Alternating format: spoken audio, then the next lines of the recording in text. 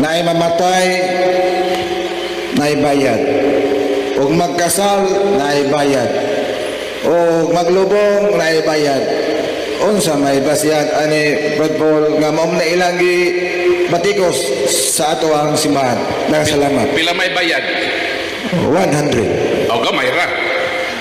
Unang Maccabeos Kapitulo 12, 41 hangtod sa 45. 2,000 lagi bayad. Halad na sa mga patay. Kung tumano na to na, gamay na isa gatos. Dito bro, ang sakramento walay bayad. O basa na yung mikrofon bro. Balikon ko, walay bayad nga salapi ang sakramento. Kay ang sakramento dili mapalit og kwarta. Kay kon palito nimo ang sakramento, that is Simone. Simone. Kailan ko ni Simon katubang nang ngayo og masakiton si Pedro siya, palito nako na imong gahog. Dili mapalit ang grasya. Kanang atong gihalad, gitawag nag aransel. Kanang halad nato dili na para sa sakramento. Para na sa galastuhan nga ma-perform niya ng maong sakramento. Paitan kasal. Pila mo ka oras nga naa sa simbahan panahon sa kasal? Ibutan tato sa ka oras. Pila ka suga ang magasto ana? Pila ka suga nga makonsume? Nagamit ta og kurente. Ang pangutana, libre ba ta sa kurente sa kooperatiba? Asa may kurente din ninyo? Si Kihorman dire. Ha? Proselco. Ang simbahan ba gilibre sa Proselco? Wala tayo libre sa Proselco. Meaning ang operasyon sa atong simbahan, nagbayad ta kurente.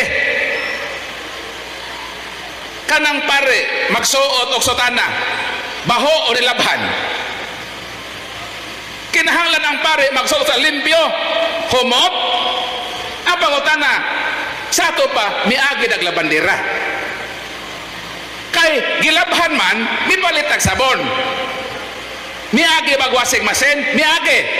Migamit magkurente wasing masin, miagi. Libre ba wasing masin sa mall mo palita? Dili, paliton. So ang tanan nga operasyon sa simbahan nanginahanglan og pinansyal. Ang imong aransel dili para sa sakramento, para sa operating procedure sa atong simbahan. Pag makinilya sa dokumento, na ba'y sekretary? Naa, kana bang sekretary? Di ba na nimo pakanoon? Pakanoon nimo. O sa may kauna na bugas. Nangayo ba magbugas? Nipalit. Gawa sa bang naghalad. So ang tanan nga expenses na atay galastuhan. So makatarunganon lang. Nga kita isip simbahan, muhatag po tawag halad sa simbahan. Dili aron paliton ang sakramento, kundili aron nga nindot og hanoy ang operasyon sa simbahan. Sugot tayo kakasot na banaot. Ayaw nulag bayad, Brad. O pwede nilang po ito magamit ng suga. Kasal mo ba? Pahitan, kasal na. O, dire, di lang magbayad. O, libre na. So, pagkasal, di ba po tayo kurente, ha? So, okay mo na. May siya, pwede. Bayadan po naman ng kurente. Di man ta libre. Nagbayad ang puta. Ang atong mga tao diya, na may empleyado ang simbahan. Ang atong driver, labandera, kusinira, naman na sila mga pamilya nga ito pong hatagan o ilang allowance. Sumon na diha mo padoong ang atong mga halad aransel sa operasyon sa atong simbahan. So wala bayad ang sakramento, libre na. Kana pa lang mato ka sa PSA, mapalit kag ama, kuha ka og kanang birth certificate, sinumar, magbayad na kay ka dito. Diyan hino simbahan nga makinilahon na o i-computer na sa sekretary. So napod tayo obligasyon. Ang atong paghatag, participation na sa expenses sa atong simbahan.